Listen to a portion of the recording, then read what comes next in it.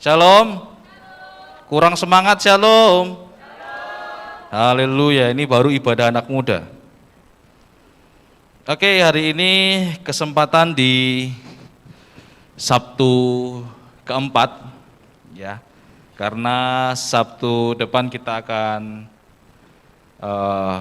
menggunakan untuk present worship. Jadi ini adalah firman Tuhan di Sabtu terakhir di bulan Oktober. Dan saya ingin menyampaikan salah satu tema yang sangat penting bagi setiap kita. Dan tentunya ini menjadi perhatian bagi setiap anak-anak muda khususnya. Dan tema pada hari ini yang ingin saya sampaikan adalah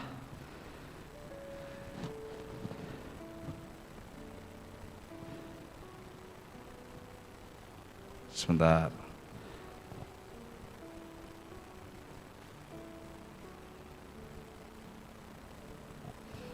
Obedience is not choice, ya. Obedience is not choice. Apa artinya? Apa artinya? Jangan lupa bayar per puluhan. Victor, ini kayaknya terlalu keras, Victor. Mic-nya saya diturunkan sedikit saja. Oke, terima kasih. Tema yang ingin saya sampaikan renungan pada hari ini yaitu adalah obedience is not choice. Ya, ketika saya membuat judul ini, ketika saya ada di dalam kegelapan, ya kegelapan di kamar, ya sedang terbaring, nggak berdaya, karena biasa sakit tahunan menghampiri. Ya, tahun lalu sudah waktu COVID ya. Bulan April kalau nggak salah, April Mei, dan ternyata masih ada perpanjangan waktu di tahun ini sampai bulan Oktober. Penyakitnya apa tahunannya Kak? Yaitu paling gejala-gejala tipes gitu kan, terus pancaroba, musim pancaroba gitu kan. Dan beberapa hari yang lalu juga hujan, dan kehujanan dari Tegal sampai Pemalang langsung pelayanan pemakaman, dan nggak disangka langsung ambruk gitu kan. Nah ketika itu saya merenung, Tuhan, saya hari Sabtu mau nyampein firman, masa mau sakit terus gitu. Sehat. Oke, sehat. Dalam pergumulan itu akhirnya saya merenung, membuka Alkitab pakai flash. Ya karena kalau pakai lampu kamar terlalu terang, ya terus pakai flash, terus saya berpikir, terus diperhadapkan dengan kisah yaitu Salomo yang nanti kita akan bahas bersama-sama.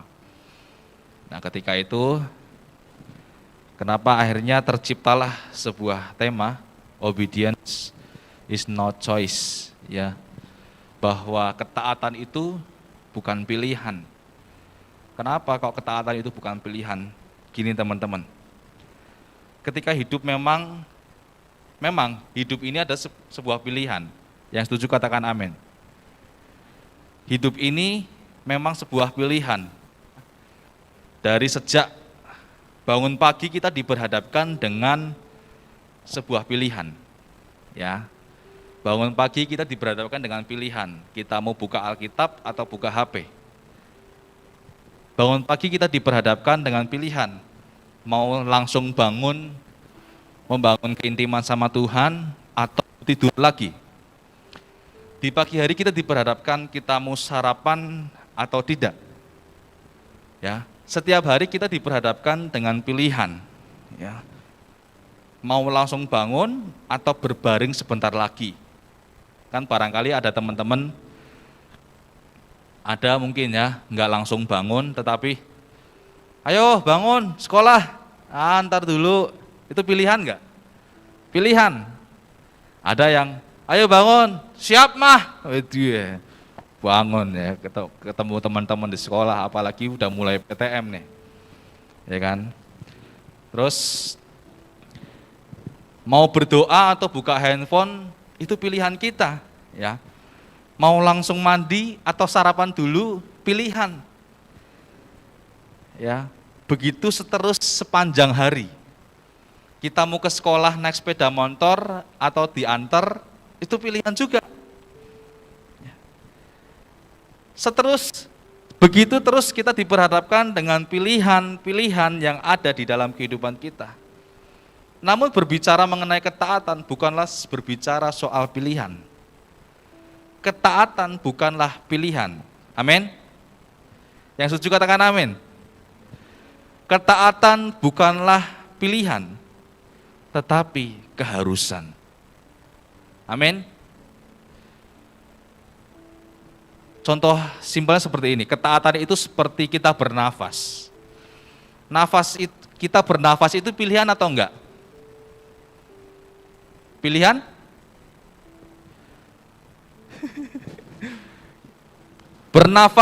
Kita bernafas tiap hari itu pilihan atau tidak? Iki lagi tergantung, enggak ada jawaban tergantung. Tergantung mati, iya.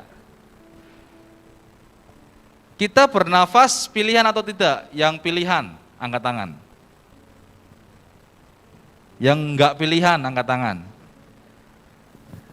Yes, karena bernafas itu adalah sebuah keharusan. Dan itulah sebabnya saya katakan bahwa ketaatan seperti kita bernafas. Bahwa itu adalah sebuah keharusan. Nah, kenapa? Kok ketaatan itu harus sebuah keharusan? Kita akan belajar bersama-sama dari kesalahan Raja Salomo. Ketika dia melakukan ketidaktaatan sehingga kerajaan Israel harus menerima konsekuensi yang terpecah. Konsekuensinya itu terpecah, ya. Menjadi dua kerajaan dan yang jawab siapa? Oke, dapat sesuatu. Ya, kerajaan mana dan kerajaan mana tadi dikatakan?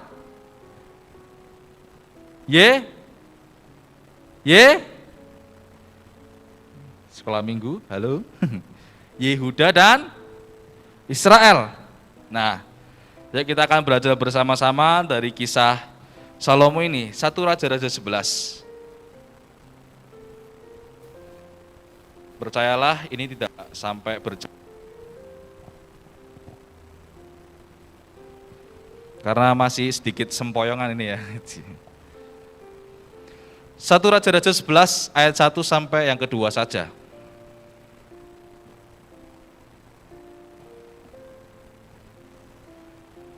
Yang sudah menemukannya katakan sudah. Yang sudah menemukannya katakan sudah. Oke, kita akan baca bersama-sama dua ayat ini, 1 Raja-Raja 11 ayat 1 dan 2. 1, 3. Salomo mencintai di samping anak Firaun, ia mencintai perempuan Moab.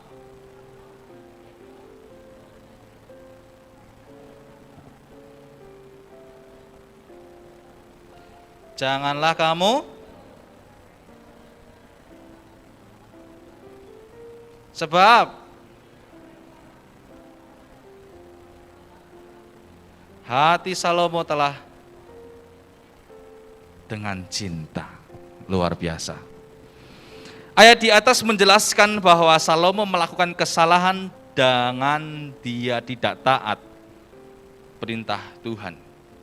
Ketika seseorang tidak taat kepada perintah, maka ia harus menerima konsekuensi. Ketika kita tidak mengerjakan tugas sebagai siswa, sebagai siswi, maka kita akan menerima konsekuensinya dari guru, yaitu adalah dibiarin, dihukum dulu ya. Kalau dulu dihukum di depan kelas, tapi sekarang dibiarin ya sama gurunya. Enggak ya, diberikan tugas yang lebih banyak lagi, atau diberikan pengurangan nilai, atau dibiarkan kosong. Pasti setiap kesalahan, ketidaktaatan akan ada konsekuensinya. Ketika Salomo melakukan kesalahan dengan dia tidak taat kepada perintah Tuhan untuk tidak bergaul dengan bangsa-bangsa asing.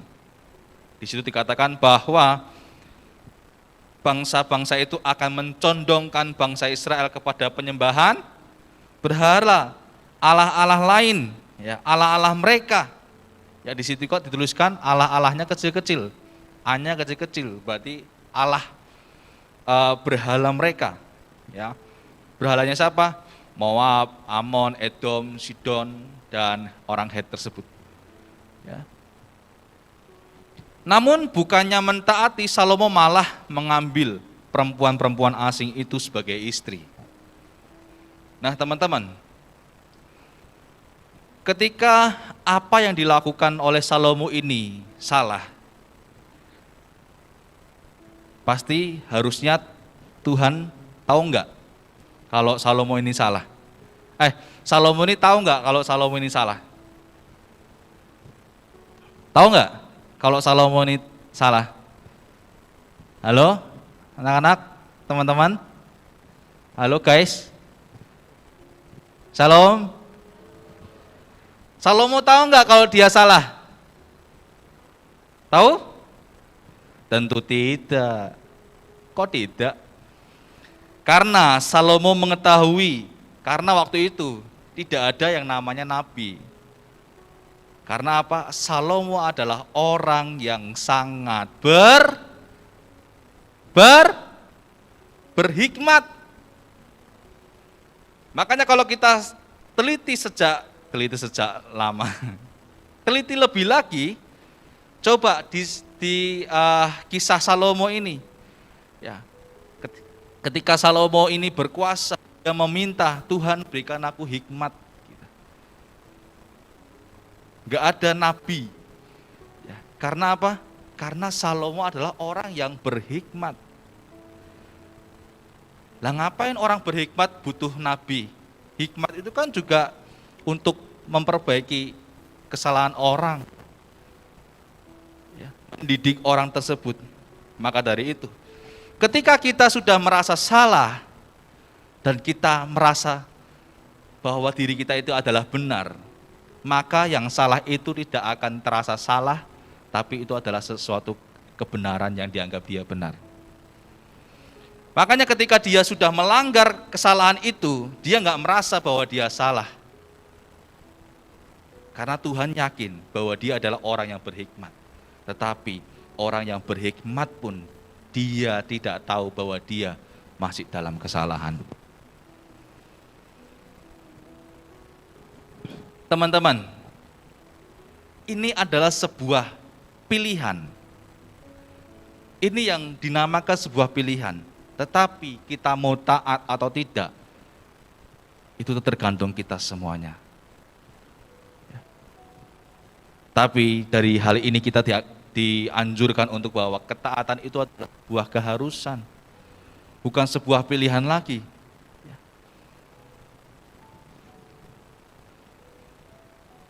Ketika Salomo salah, dia diperhadapkan kesalahan itu, Tuhan tidak langsung menegurnya. Ya. Tuhan membiarkannya sampai istri Salomo berapa? Istri Salomo berapa? Istri Salomo berapa? 700 itu dari suku mana aja? Banyak. Gundik-gundiknya berapa? 300. Totalnya berapa? 1000. Apakah di Indonesia ada yang istrinya 1000? Enggak ada.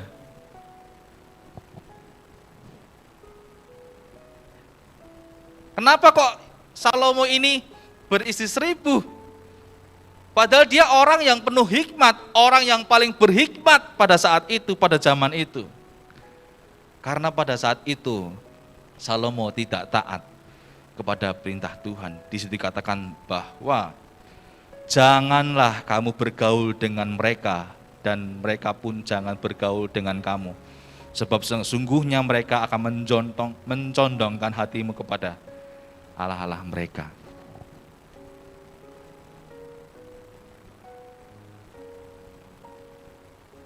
Ini siapa yang ngomong? Tuhan telah berfirman kepada orang Israel supaya Salomo ini sadar, gitu loh. Tapi enggak sadar. Nah, sebab perintah tersebut bukanlah perintah baru, ya. Pasti Salomo sudah mendengar. Ya. Sebab perintah tersebut bukanlah perintah baru, namun sejak dari zaman Musa, Tuhan telah memerintahkan hal tersebut kepada bangsa Israel. Ya, bahwa kamu jangan nikah sama bangsa lain.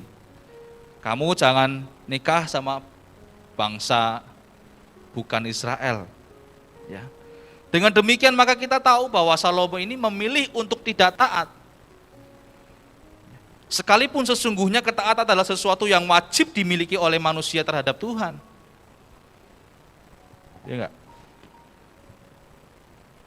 Di dalam bagian akhir ayat yang kedua, ya di situ dijelaskan alasan Salomo melakukan itu adalah karena hatinya terpaut kepada mereka dengan cinta. Maka dari itu, hei anak-anak muda yang hatimu dengan penuh cinta, hati-hati. Ketaatan sedang mengintip untuk menjauhkan engkau dari ketaatan yang kekal. Ya. Karena cinta ketaatan pudar. Coba nih yang lagi bercinta-cinta atau yang masih memiliki perasaan cinta, asik nih. Coba kalau udah cinta, terus Kak Nehem minta tolong, misalnya Victor.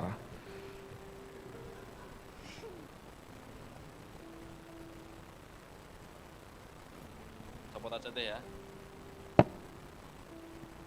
Misalnya Victor nih, Victor lagi suka sama seseorang.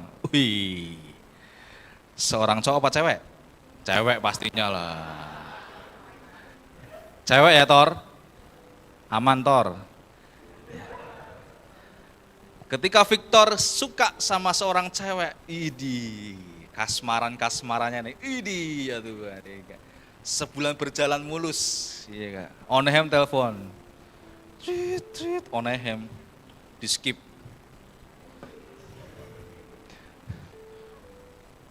Victor nang, disike. Telepon lagi, Kanatan, lah gimana, skip lagi. Ketika kita sudah jatuh cinta, maka ketaatan itu akan sedikit pudar. Padahal dulu, kalau aku dapat ini, dapat jodoh, aku akan semakin cinta Tuhan. Aku akan semakin sungguh-sungguh sama Tuhan. Aku akan tiap hari ke gereja Tuhan. Tetapi setelah udah dapat nih, I love you, wih, sama-sama I love you. Di telepon Onehem cuma di skip doang. Balai ini mana? Skip lagi. Terus kalau diangkat, apa nyolot. Halo Tor, apa aku lagi sibuk. Wah, dulu Tor, ini Tor diedit dulu. Wah siap, oh siap. Ya bentar lagi ke sana. Itu meh montore mogok, meh montore bensinnya habis, tetap berangkat. Sekarang terhalang cinta. Nanti ini aku banyak tugas. Waduh. Akhirnya cinta mengalahkan ketaatan. Salomo juga menjelaskan hal tersebut di ayat yang kedua terakhir. Bahwa jelas Salomo melanggar perintah Tuhan hanya karena rasa cinta kepada perempuan-perempuan asing tersebut. Salomo lupa bahwa ketaatan kepada Tuhan adalah hal yang pertama dan paling utama. Yang setuju katakan amin. Ketaatan adalah harga mutlak yang tak bisa ditawar lagi. Bila dilanggar maka akan ada konsekuensinya. Ya. Jika tadi Victor ya Akhirnya Onem beralih, ya udahlah, David, Fit, ini ya Fit, belajar ngedit pengumumannya Fit. Oh siap kak, siap. Woi, siji maneng ki. Lagi cinta Tuhan nih, wis luar biasa. Ya. Dan seterusnya akan cinta Tuhan ya Fit ya. Amin, haleluya. Yakin Fit? Yakin? Serius ya? Nanti kalau ada cewek lain tetap ke gereja ya.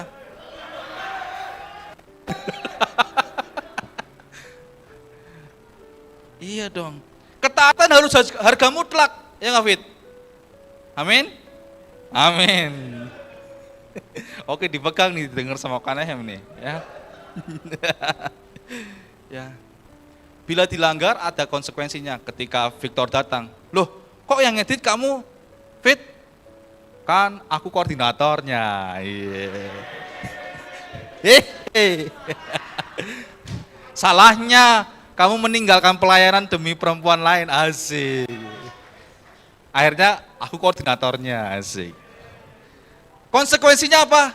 Bisa kehilangan. Pasti ada konsekuensi ketika kita tidak melakukan ketaatan tersebut. Maka dari itu teman-teman, ketaatan harus menjadi harga mutlak. Ketaatan harus menjadi harga mati bagi setiap kita. Ketaatan itu bukan sekedar pilihan lagi saat ini, karena ketaatan adalah sebuah keharusan yang harus ada di dalam kehidupan kita, ya orang-orang percaya. Yang setuju katakan amin. Tuhan ketika memilih untuk mati di kayu salib, itu ketaatan bukan? Kapan Tuhan waktu itu mau menolak ketaatannya? Ketika dia di bukit, di mana? Taman Semani. Tuhan datang di sebuah batu. Kalau boleh Tuhan, salib ini lalulah daripadaku. Tetapi Tuhan apa ngomong? Tapi biarlah kehendakmu, bukan kehendakku. Itu yang dilakukan Tuhan. Karena apa? Bagi Tuhan Yesus, bahwa ketaatan kepada Bapa Sorgawi, Bapaknya, itu adalah sebuah keharusan. Dia sebagai anak, maka dia harus melakukan ketaatan tersebut sampai mati, walaupun matinya di kayu salib. Di ayatnya juga ditulis bahwa dia mati, taat sampai mati, bahkan mati di kayu salib. Wong Tuhan aja sudah membuktikannya, Tuhan sudah memberikannya, mosok kita nggak bisa? Kita bisa nggak? Harus bisa, karena ketaatan bukan pilihan. Saya nggak memberikan kita pilihan, tetapi jadikan ketaatan itu adalah sebuah keharusan dalam hidup kita. Kak, apakah harus taat ke gereja terus? Ya enggak. Kalian sekolah, ya sekolah. Ya kan? Tanggung jawab kalian sebagai anak mama papa, ya lakukan, hormati orang tua. Contohnya kan seperti itu, simple ya. Ya kan? Ketaatan, misalnya, Ve, makan Ve, ya mah. Itu ketaatan. Jangan Ve, makan Ve. Ntar sih, makan baik. Lemu kenyong. Mamet dikon mangan baik. Ya. Kalau di sekolah bagaimana, Kak?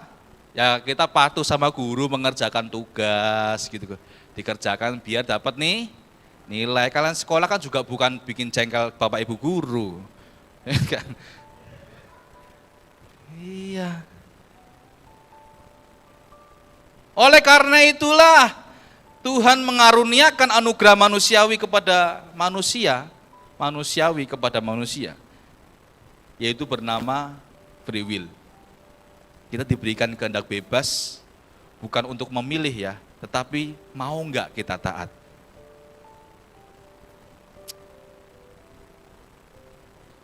Di mana dengan kehendak bebas, manusia bisa memilih dan menentukan apa yang dia ingin atau tidak lakukan. Namun ketaatan bukanlah sebuah pilihan dalam arti bahwa ketaatan itu bukan untuk dipilih melainkan untuk dilakukan. Sekarang udah bukan milih, aku mau taat enggak ya sama Kanehem ya? Kamu taat sama Om David apa enggak ya? Bukan. Tapi ketaatan adalah sesuatu hal yang harus dilakukan. Tadi contohnya, Fit, bukan Om David ya, David itu. Fit, Kio, ya Kak, ini belajar ngedit, siap, laksanakan. Wih, naik motor. Motor apa? Xeon. Ya, gitu. Yes. Siap Kak, gimana Kak? Tuh, belajar ngedit. Oke, siap. Itu milih enggak? Tapi dilakukan. Ya, bukan lagi dipikirkan lagi, dipilih-pilih, ditawar-tawar, bukan lagi. Tapi harus dilakukan. Ya, contoh sederhananya lah. Tadi sudah saya sampaikan bahwa bernafas itu bukan pilihan. Lah kamu mau milih bernafas sama enggak ya? Kalau kamu nggak mau milih bernafas ya udah tak antar kancak suci. Iya, tak pendem. Ya.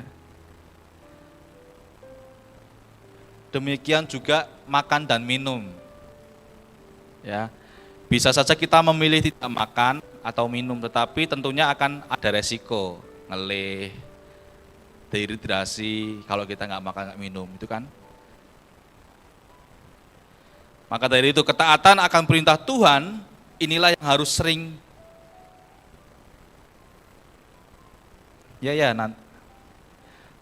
Ketaatan akan perintah Tuhan, inilah yang sering dilupakan oleh kita sebagai manusia.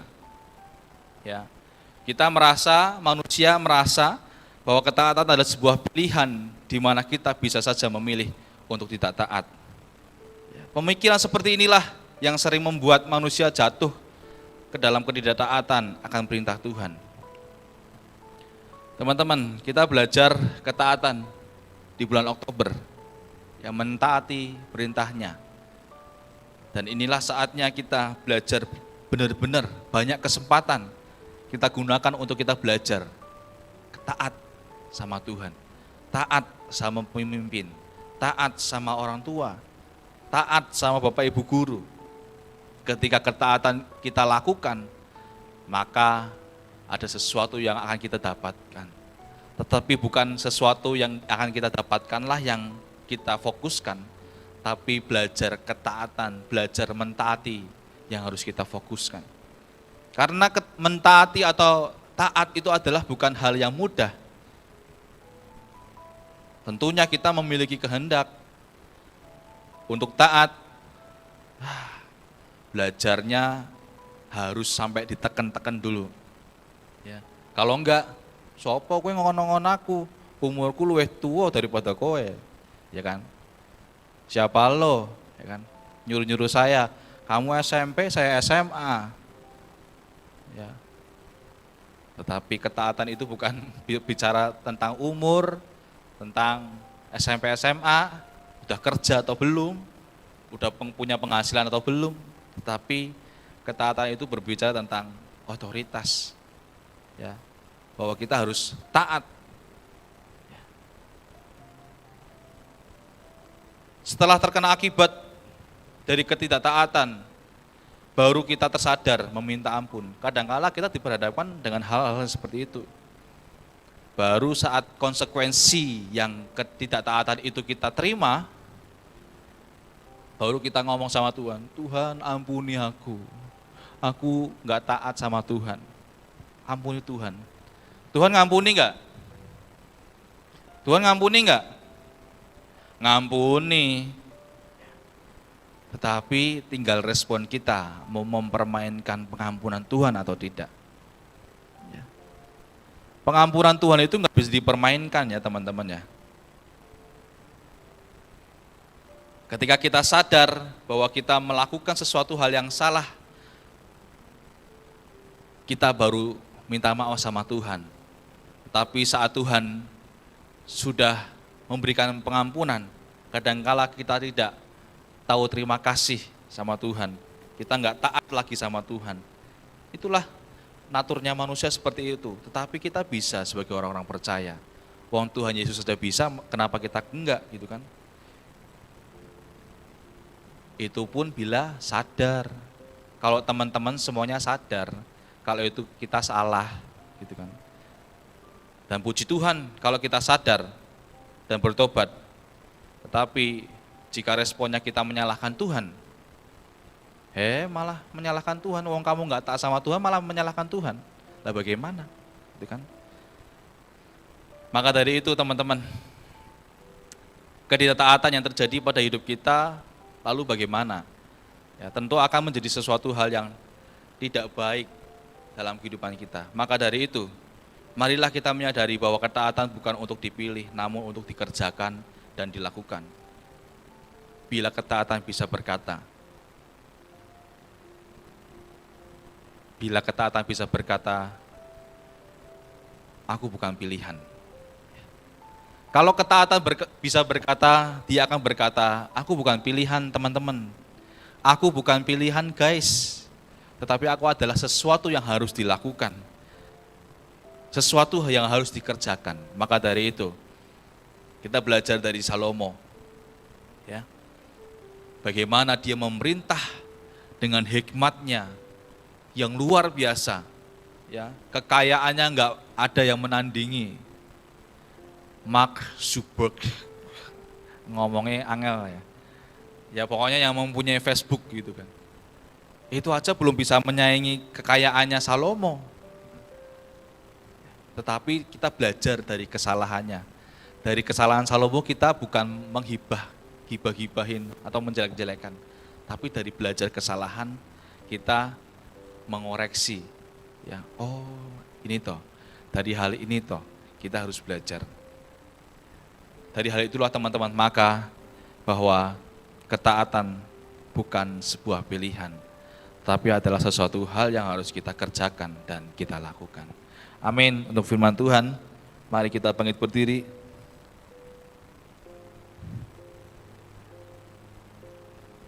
Puji Tuhan. Nyanyi yuk.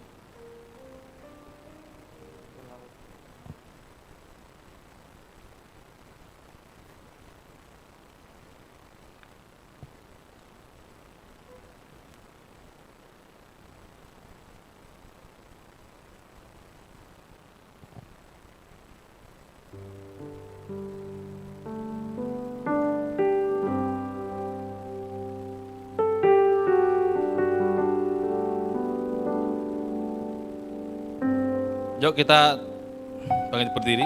Oh sudah. Kita pejamkan mata. Kita mau merenungkan sejenak kebenaran firman Tuhan yang sudah disampaikan pada sore hari ini. Bayangkan bahwa ketaatan itu adalah seorang pribadi ada di hadapan kalian saat ini.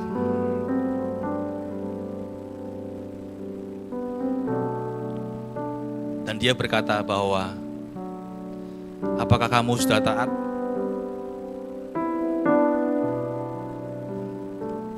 Mari perkatakan itu dalam setiap hati kita masing-masing. Apakah kita sudah taat?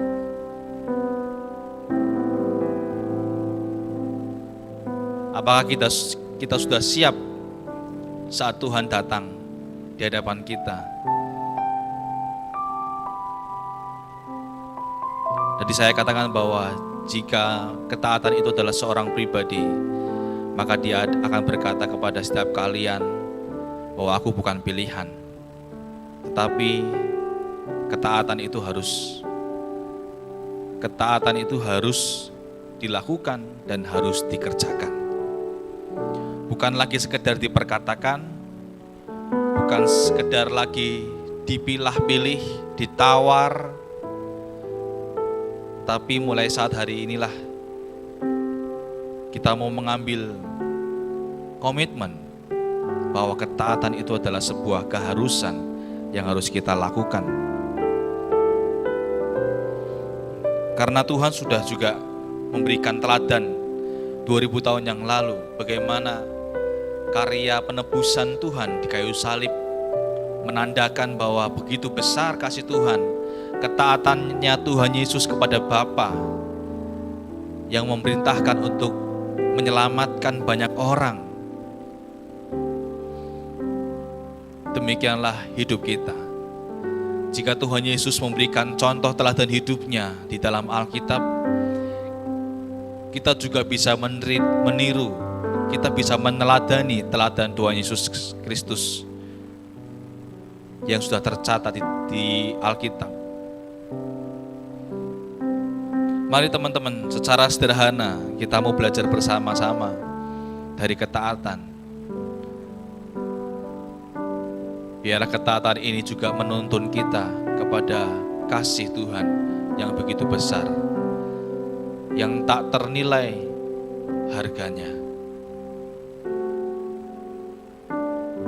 Telah kulihat bukti kasih-Mu,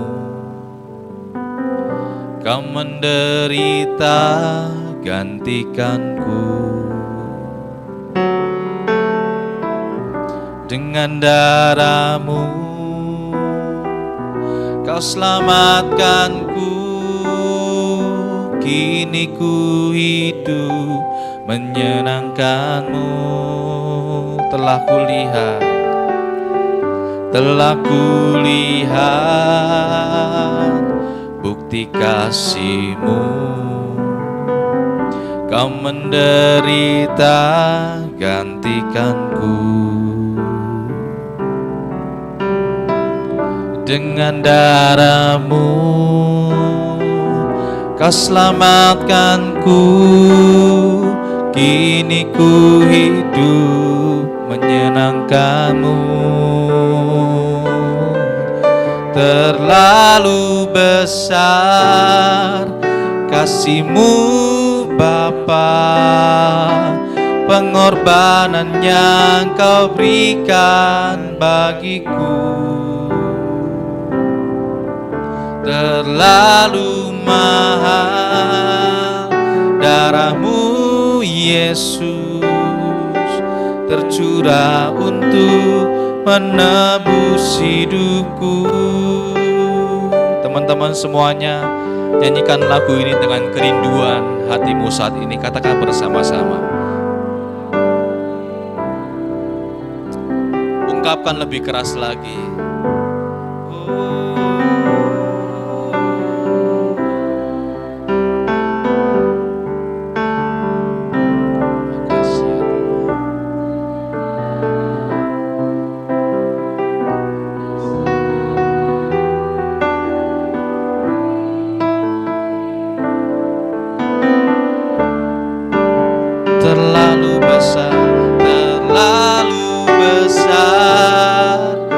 Kasih-Mu Bapa, pengorbanan yang Kau berikan bagiku.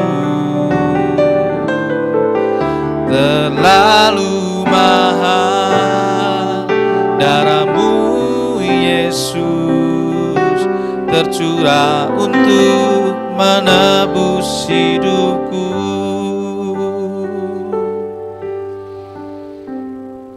Ketika kita belajar ketaatan, kita belajar dari Raja Salomo.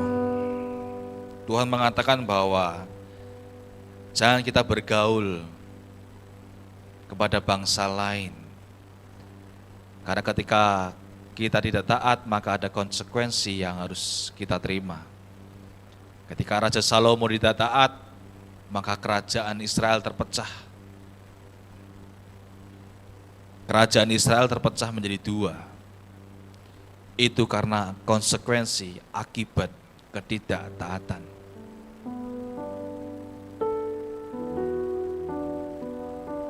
Kesalahan Raja Salomo apa? Dia menghalalkan semua cara untuk mendapatkan kepuasannya pribadi. Dia lupa bahwa perintah-perintah Tuhan yang sudah dia dengar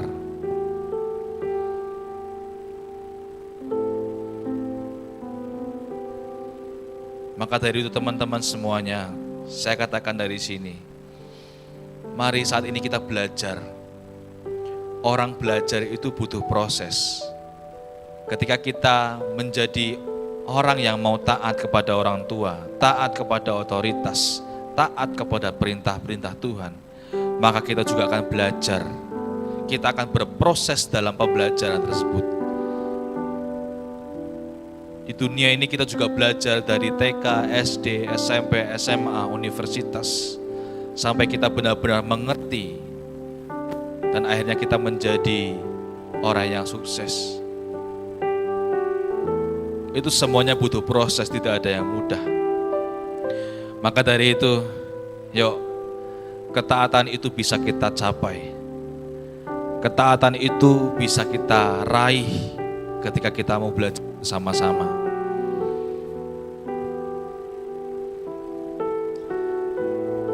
Tuhan Yesus, kami bersyukur buat sore hari ini.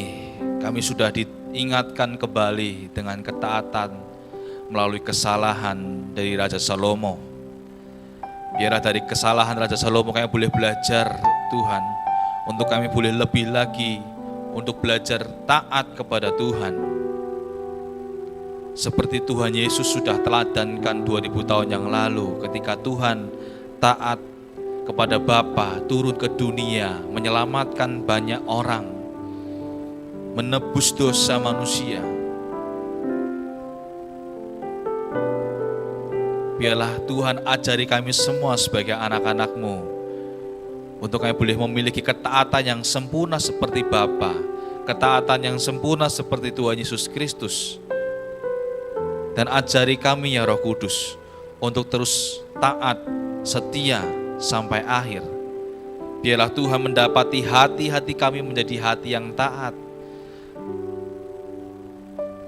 Terima kasih ya Tuhan, melalui firman Tuhan pada sore hari ini, kami boleh dinasihati kembali, kami boleh ditegur kembali, kami boleh diingatkan kembali, karena itu adalah kasih Tuhan kepada setiap kami, untuk kami terus mau belajar taat kepada Tuhan. Terima kasih Tuhan, kami bersyukur buat firman Tuhan pada sore hari ini. Bila firman ini boleh tertanam dalam kehidupan kami, bukan kami dengar dan kami lupakan, tapi kami dengar, kami melakukan, dan kami membagikan. Terima kasih Tuhan, kami bersyukur, dan sebentar kami juga akan memberikan persembahan sebagai ucapan syukur kami. Biarlah kami mau memberi dengan sukacita, dan Tuhan berkati bendahara yang mengelola. Biarlah persembahan ini boleh menjadi